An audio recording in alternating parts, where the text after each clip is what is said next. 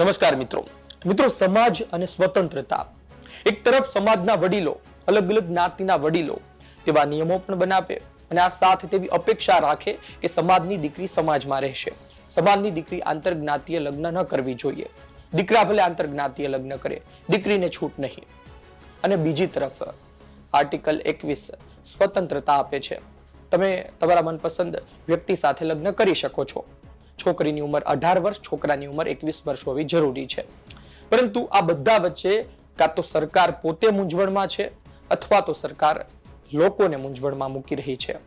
અને આ બધું ફરતું હવે નેતાઓ તરફ જઈ રહ્યું છે. એ પછી ભારતીય જનતા પાર્ટીના નેતા હોય તો પણ ભલે અને વિપક્ષના નેતા હોય તો પણ ભલે. વિસ્તારથી વાત કરું તો ગુજરાતમાં કિંજલ રબારીના લગ્નનો વિવાદ ચાલી રહ્યો છે કે તેમણે આંતરજ્ઞાતીય લગ્ન કર્યા. તેમણે પણ સરકાર પાસે મદદ માંગી, તેમના પણ વિડીયો આવ્યા, આગેવાનોના પણ વિડીયો સામે આવ્યા, બંને પોતપોતાનો પક્ષ મૂકી રહ્યા છે. પરંતુ આ વચ્ચે એક વિડીયો વાયરલ થઈ રહ્યો છે. આ વિડીયો નેતાઓ તરફ જઈ રહ્યો છે. એ વિડીયો તમે સાંભળો એ પહેલા હું તમને કહી દઉં કે એક તરફ સરકાર આંતરજ્ઞાતીય લગ્ન માટે સહાય આપે છે. સવિતાબેન આંબેડકર આંતરજ્ઞાતીય લગ્ન યોજના હેઠળ તમને 2.5 લાખ રૂપિયા મળે, બોલો. અને બીજી તરફ સરકાર પાસે નોટિસ વાળી વાત પણ લાવી રહી છે કે નોટિસ મોકલવામાં આવશે. આંતરજ્ઞાતીય લગ્ન, પ્રેમ લગ્ન, ભાગીને લગ્ન કરશો, તમને સ્વતંત્રતા છે, પણ તમે કરશો તો તમારા પરિવાર સુધી નોટિસ તો મોકલશું, પછી ભલે તમારું જે થવું હોય થાય. અને ત્રીજી તરફ એ સરકારની પાર્ટી એટલે કે ભારતીય જનતા પાર્ટીમાં બેઠેલા મોટા નેતા પણ આંતરજ્ઞાતીય લગ્ન કરી ચૂકેલા છે. અને પાછા વિપક્ષમાં પણ એવા વ્યક્તિઓ છે, તેમને શું કરવાનું? આ બધા વિશે મારે વાત કરવી છે. પરંતુ એ પહેલા તમે સાંભળો, બન્ની ગજેરાનો એક વિડીયો વાયરલ થઈ રહ્યો છે.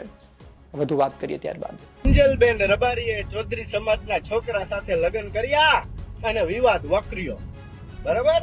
તો આ ઉપરથી મને યાદ આવ્યું કે પટેલ સમાજના નેતાઓએ ચૌધરી સમાજ હારે લગ્ન કર્યા. પટેલ સમાજની એક દીકરી છે કે જેમણે પણ ચૌધરી સમાજના છોકરા હારે લગ્ન કર્યા છે, રાજી ખુશીથી જીવન વિતાવે છે અને રાજકારણ કરે છે. પણ રાજકારણમાં અટકે નહીં, ચૌધરી નથી લગાડતા.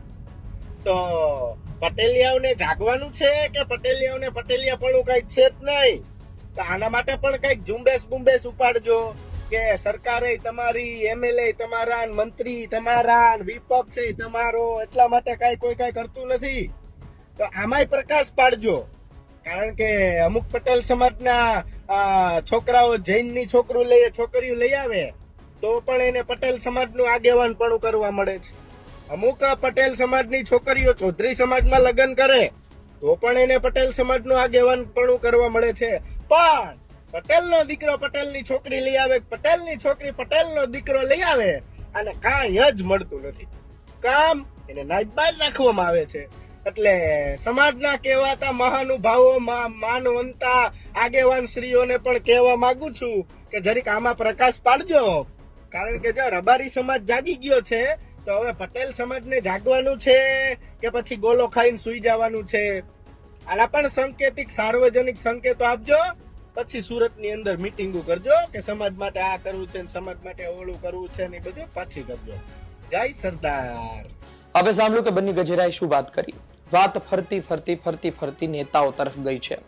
મેં પહેલા તમને કીધું તેમ ભારતીય જનતા પાર્ટીમાં પણ તેવા નેતાઓ છે કે જેમણે આંતરજ્ઞાતીય લગ્ન કર્યા હોય અને આજની તારીખે એ ભાજપમાં છે અને પાછા આંતરજ્ઞાતીય લગ્ન વિશે પણ વાતો કરે છે, સમાજની પણ વાતો કરે છે.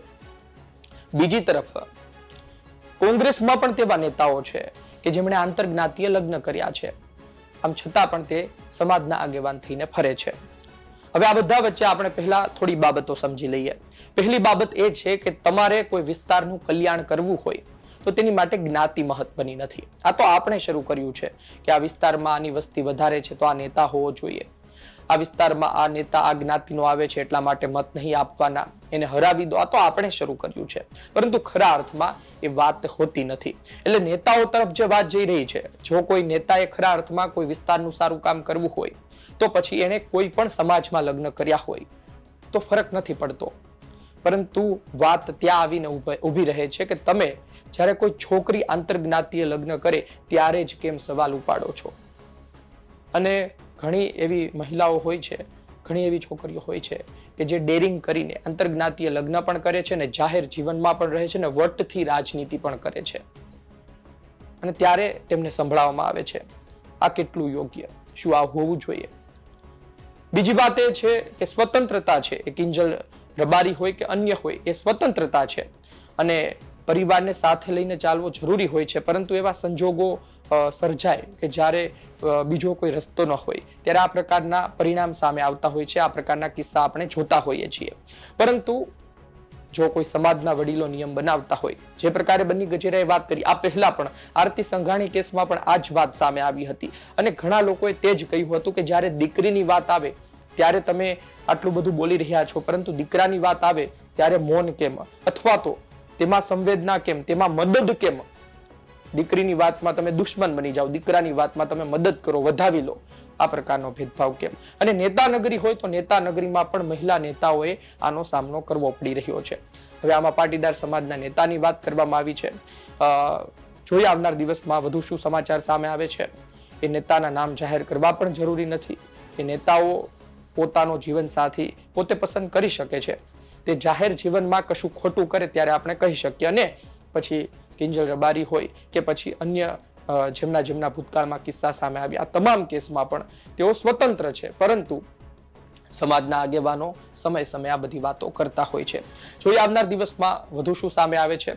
આપનું શું કહેવું છે કોમેન્ટમાં જરૂરથી લખજો. શું ખરા અર્થમાં સરકાર પણ મૂંઝવણમાં મુકાઈ છે? એક તરફ સહાય પણ આપી રહી છે, બીજી તરફ પોતે નિયમ પણ ઘડી રહી છે, અને ત્રીજી તરફ જે લોકો આંતરજ્ઞાતીય લગ્ન કરવા માંગતા હોય ને પછી એક સમૂહ તેની સામે આવી જાય તો મદદ માગે, તો પછી સરકાર પણ મૂંઝવણમાં મુકાય. હવે મદદ કરવી કે ન કરવી? મદદ કરશું તો પણ સવાલ થશે અને નહીં કરીએ તો પણ સવાલ થશે.